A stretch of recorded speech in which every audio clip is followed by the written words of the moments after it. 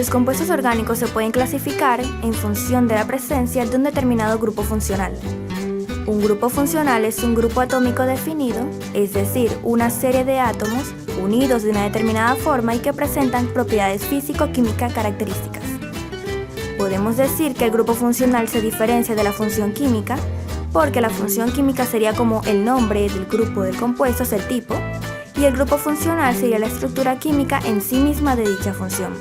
Así, el grupo funcional de un ácido carboxílico sería la estructura química que vemos RCNaCO o H, donde R representa una cadena carbonada en general.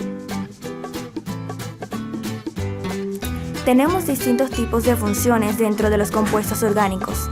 En el caso de las funciones hidrogenadas, encontramos la función doble enlace, cuyo grupo funcional es carbono doble enlace carbono, como en el eteno, triple enlace, que encontramos en los alquinos, carbono triple enlace carbono, como en el etino, la función halógeno, o bien derivados halogenados, que son una cadena carbonada unida a un átomo de halógeno, flúor, cloro, bromo, yodo o hasta cloro, como en el 1-clorobutano, o el radical alquino, R, que simplemente representa una cadena que puede ser lineal o ramificada.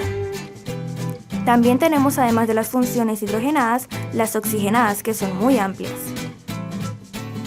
Encontramos la función ácido carboxílico, que tiene el siguiente grupo funcional.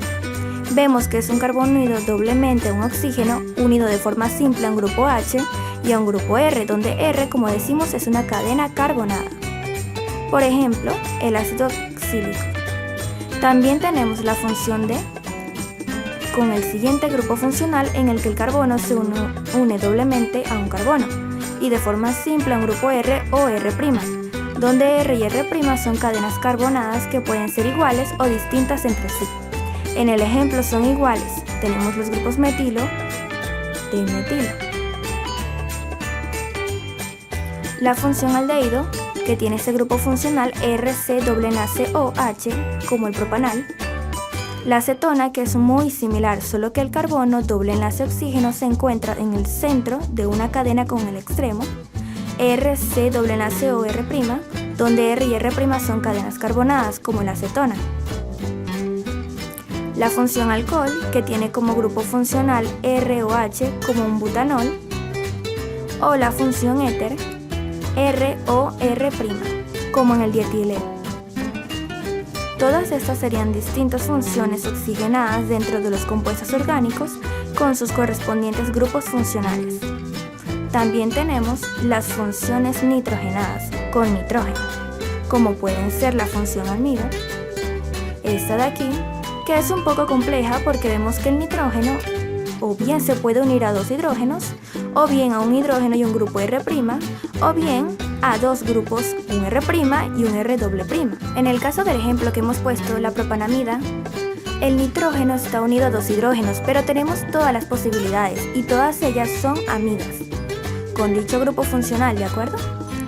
También encontramos la función nitrilo, con un grupo funcional NCl, es un carbono unido triplemente a un nitrógeno y de forma simple a un grupo R, una cadena carbonada, como el propanometrilo.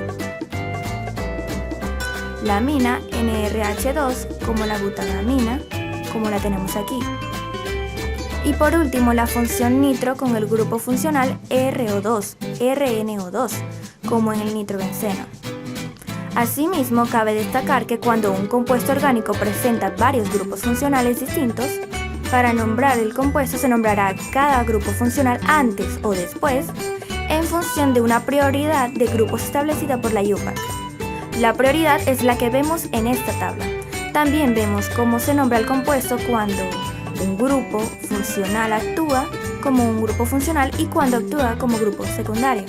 Esta prioridad significa que si por ejemplo tenemos un compuesto que contenga un ácido carboxílico y un alcohol simultáneamente, se nombrará primero el alcohol como sustituyente del grupo secundario, que es el prefijo hidroxil, y el ácido carboxílico, que será el grupo principal que va a aparecer antes de esa tabla, se nombrará al final, junto al prefijo de la cadena carbonada principal.